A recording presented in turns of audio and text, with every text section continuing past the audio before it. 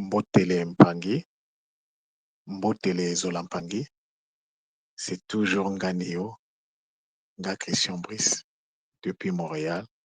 C'est le bonheur en ce deuxième jour de 2025 de Pâques.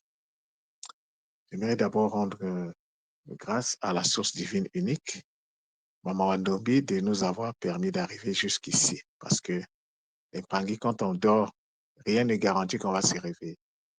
Donc, si nous rénovons le souffle de vie, ça veut dire qu'on a encore des choses à faire, on a encore des choses à apporter dans cette réalité avant de pouvoir la quitter.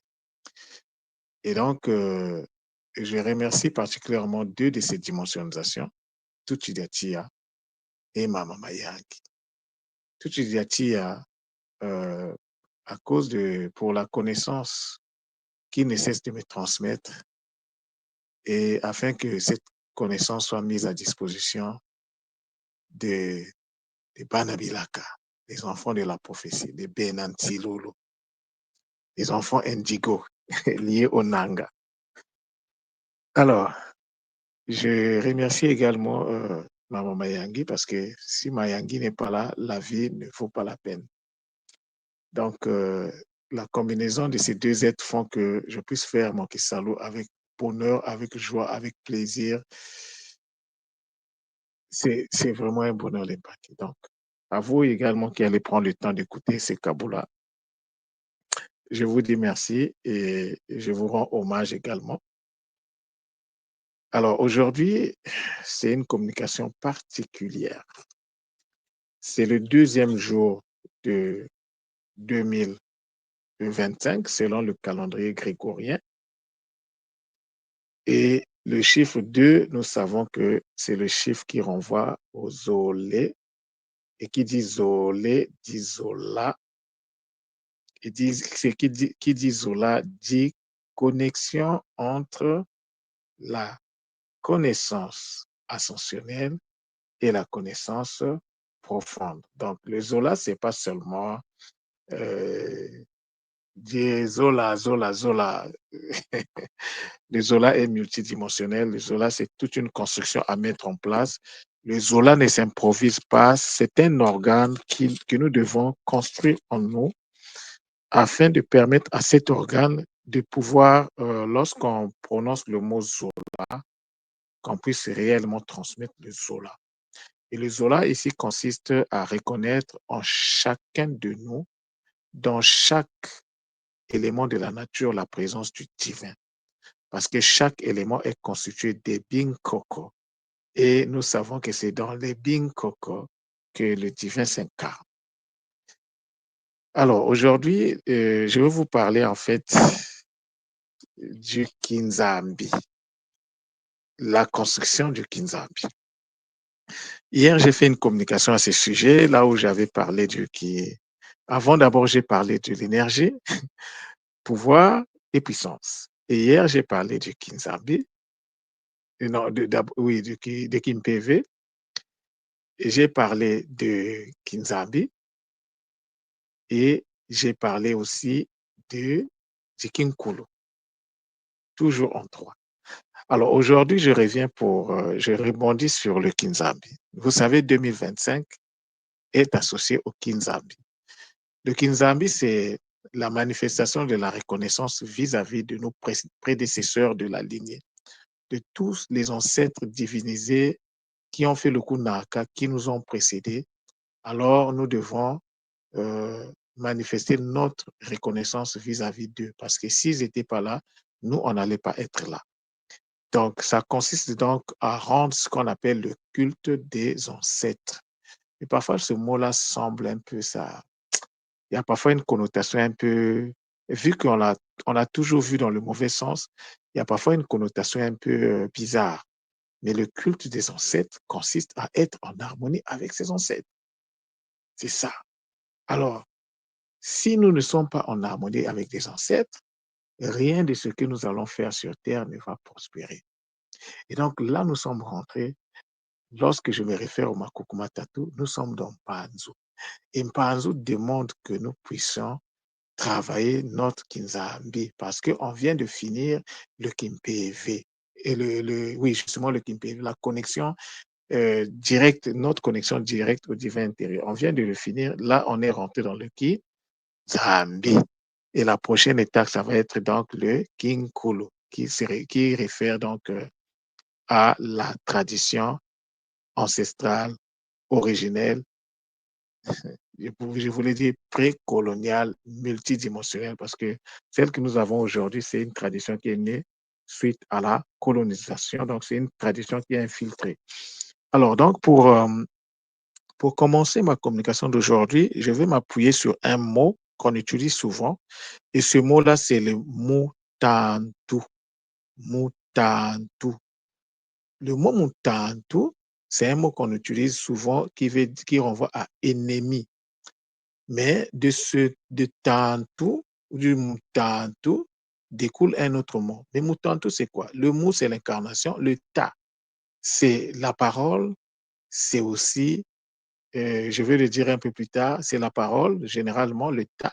Mais ici, il faut voir la parole dans le sens que c'est la capacité de faire sortir quelque chose de l'intérieur vers l'extérieur. La parole, c'est ça.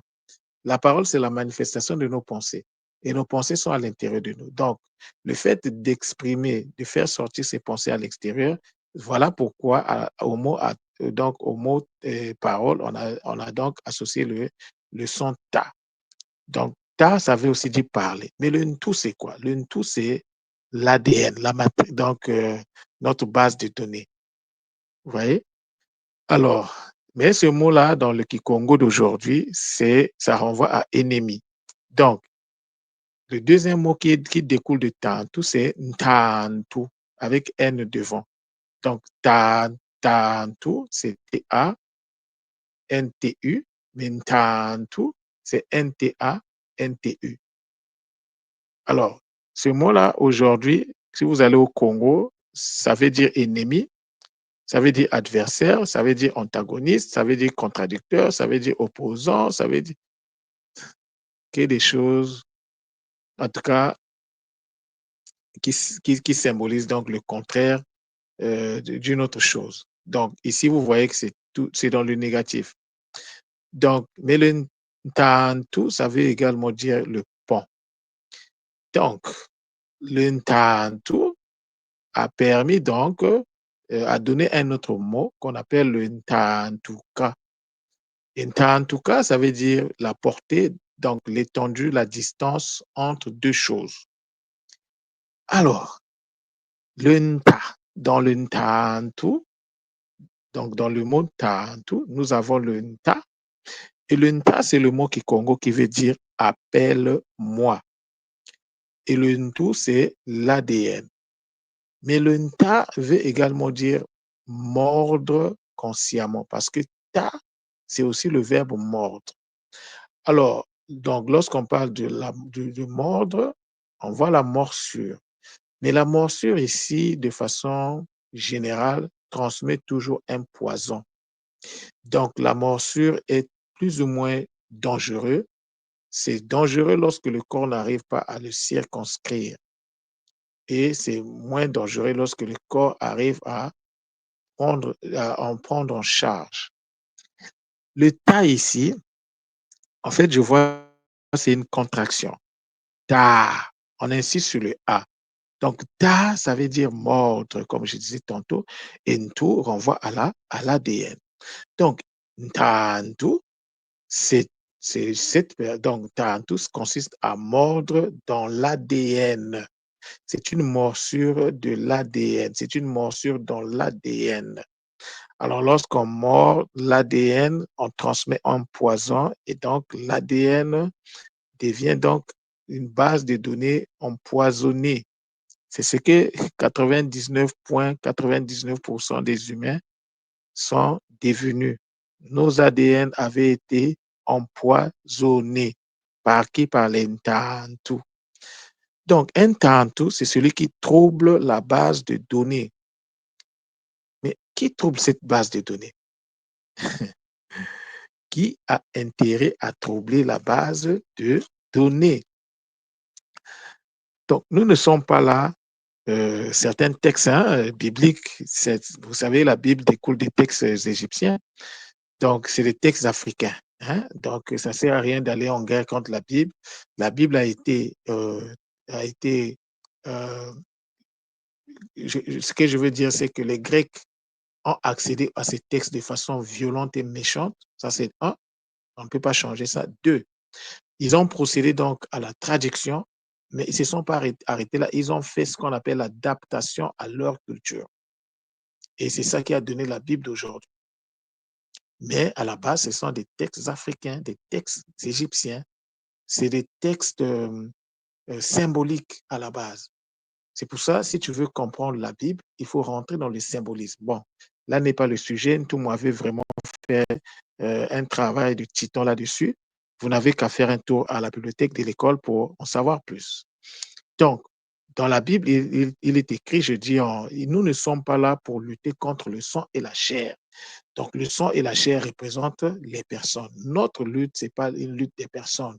Ce n'est pas une lutte des couleurs de la peau. Ce n'est pas une lutte de langue, parce qu'il ne parle pas la même langue que moi, c'est mon ennemi. Non, notre ennemi, ce n'est pas l'humain. Notre ennemi, c'est celui qui contrôle, c'est celui qui veut prendre le contrôle de nos âmes. Alors, dans l'une de mes communications, j'avais dit la chose suivante. Celui qui contrôle tes peurs contrôle ton âme. Je pense qu'il y a de cela quelques jours, une semaine, je ne me rappelle plus, c'était laquelle des communications. Mais en tout cas, c'est comme c'est des communications qui se suivent. En tout cas, j'avais bien parlé de ça. Celui qui contrôle tes peurs contrôle ton âme. Qui a intérêt à contrôler nos âmes et pourquoi? Mais il s'agit de ceux qui n'ont plus d'âme. Mais qui sont-ils? On va les voir un peu plus loin. Donc, ils ont besoin, ils n'ont plus d'âme, ils ne sont pas de notre réalité, c'est des gens qui viennent d'ailleurs, des entités qui viennent d'ailleurs, ils ne sont pas dans notre réalité, mais pour survivre, ils ont besoin de nos âmes. Et donc, ils partent à la chasse, ils mettent des pièges, des fois même aussi, ils négocient, les gens qui signent des pactes. La majorité de nos musiciens aujourd'hui qui font fureur, ils ont vendu leurs âmes, ils ont signé des pactes pour accéder aux moyens financiers. Ça, il faut qu'on le sache. Donc, quand je vais écouter certains artistes, il faut savoir que c'est des gens qui sont possédés, qui ont déjà vendu leur âme. Et quand tu vends ton âme, il aura un retour. Pas maintenant, mais après. Alors, ces êtres-là, qui ne sont pas de notre réalité, ils sont dans une guerre de survie. Ils veulent survivre ici, mais pour cela, ils doivent accéder à nos âmes. Bon, maintenant, là, je viens de répondre à la question pourquoi. Comment y arrivent-ils? Comment ils arrivent donc à accéder à nos âmes? Mais lorsque nous vivons volontairement, lorsque nous ouvrons volontairement nos portes, quelqu'un qui accepte de signer un pacte pour vendre son âme afin qu'il puisse accéder aux moyens financiers, mais c'est un acte volontaire. Quelqu'un par exemple, ouvre les portes parce il se met en colère. Il pense que se mettre en colère, c'est être colérique, c'est quelque chose qui le valorise. Mais quand tu le fais, tu ouvres, tu viens d'ouvrir ta porte. Et donc, les entités de base astrale qui vivent au bas, les morts errants, ils vont rentrer. Et quand ils rentrent, eh il faut qu'ils mangent. Vous voyez? Donc, c'est nous-mêmes qui attirons tout ce qui nous arrive à travers nos pensées, nos émotions négatives. Avoir des pensées, des émotions négatives consiste à ouvrir les portes au monde astral, au monde du bas astral, au monde des basses vibrations. Mais comment se préserver de ça? Il faut rentrer dans le contrôle de nos pensées, dompter nos émotions, dompter sa colère, contrôler sa colère. Il faut se reprogrammer en fait. Mais comment éviter d'être à la merci des êtres venus d'ailleurs et qui, pour survivre, ont besoin de nos âmes? Il faut travailler, il faut construire son kinzambi. Maintenant, il ne s'agit pas de dire qu'il faut que. Le problème, c'est comment on fait ça. comment le Kinzambi se construit. Donc, le Kinzambi, ce n'est pas seulement une science. Parce que quand je vois le qui, ça me renvoie à la science. La science qui se réfère au Nza et au Mbi. Donc, c'est tout un processus qui se prépare. Le Kinzambi, donc la connexion aux ancêtres. La science qui consiste donc à nous informer sur la connaissance, l'harmonisation avec les ancêtres qui ont fait le Kunaka, nous dit que c'est un processus qui se prépare. Et ce processus-là commence avant l'enfantement du bébé. Et donc, il y a certainement deux points à l'intérieur.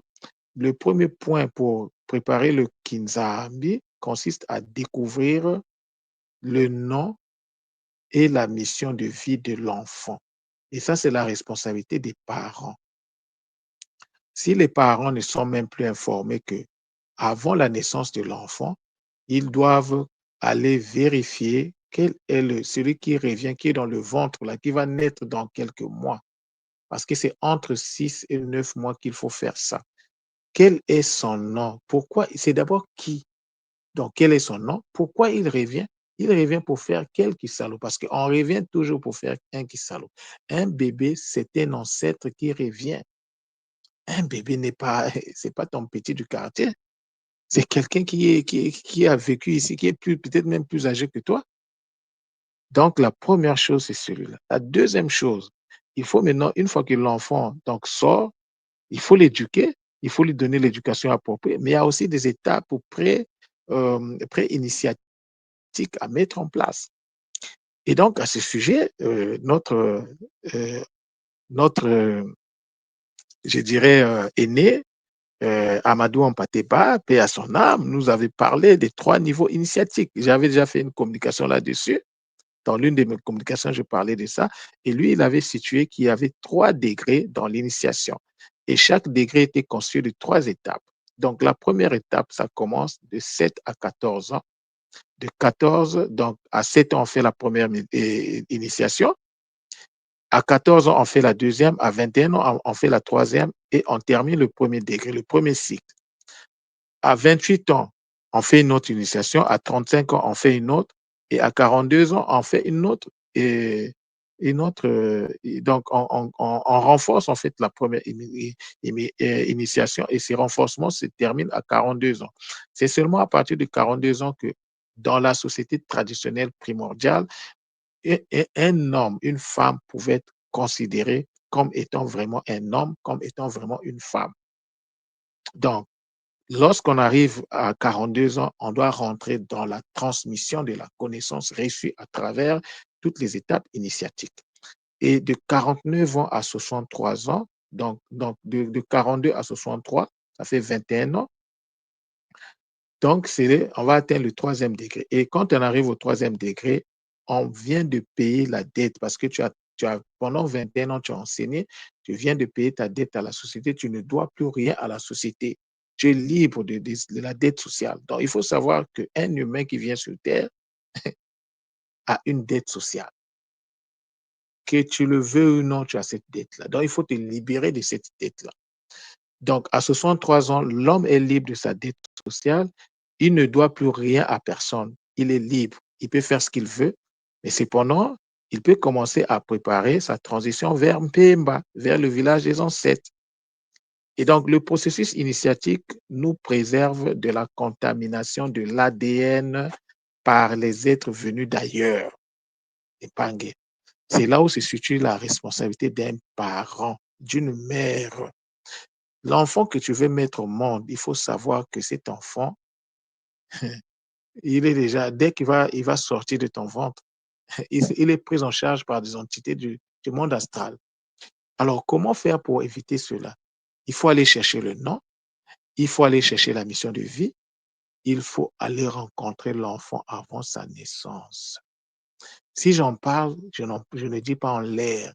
C'est parce qu'au niveau de l'école Kimoto, nous avons ces ressources-là qui existent de façon multidimensionnelle. Pangui, vous n'avez pas été. Donc, J'ai parlé des êtres qui sont venus d'ailleurs. Ce sont des êtres sans âme. Et dans la tradition Congo, on appelle ces êtres-là les Kadiam Pemba. On va essayer un peu d'examiner légèrement ce mot. Alors, Mpemba ici renvoie au village des ancêtres. Alors, Kadia, c'est une expression qui veut dire qu'il mange Pemba. Mais Mpemba ici, étant le village des ancêtres, donc, village, c'est quoi? C'est un endroit, c'est un lieu où se trouve, où on trouve qui? On trouve les ancêtres. Mais c'est quel ancêtre? Donc, ça renvoie, le mot Mpemba renvoie aux ancêtres. Donc, Kadiam Pemba, ça veut dire qu'il consomme les ancêtres, qu'il mange les ancêtres. Or, nous savons que dans notre ADN, nous avons, donc, en nous, nous avons l'ADN. Et dans notre ADN se trouve toutes concentrées, et donc, toutes les informations sur notre lignée. Les âmes de nos ancêtres se trouvent dans notre ADN, les Mpangi. Donc, les Kadiam Pemba consiste à manger les âmes des ancêtres, donc à manger notre ADN, à mettre du trouble dans notre ADN afin que nous ne puissions plus être nous-mêmes ce que nous devrions être. Mais comment on se préserve de ça? Mais pour se préserver de ça, comme je disais tantôt, il faut faire la construction, le Kisalu sur le Kinzambi. Mais comment on fait le Kinzambi? C'est là où ça devient intéressant. Le Kinzambi, il y a beaucoup de gens qui le font déjà. La seule différence, qu'ils ne savent même pas que ce qu'ils font, c'est le Kinzambi. Et donc, le résultat sera nul. Pour que le Kinzambi devienne une réalité visible, manifeste, il faut rentrer dans la compréhension de ce processus-là. Et l'école, le centre Nungu, comme je disais hier, je suis rentré dans cette brèche-là.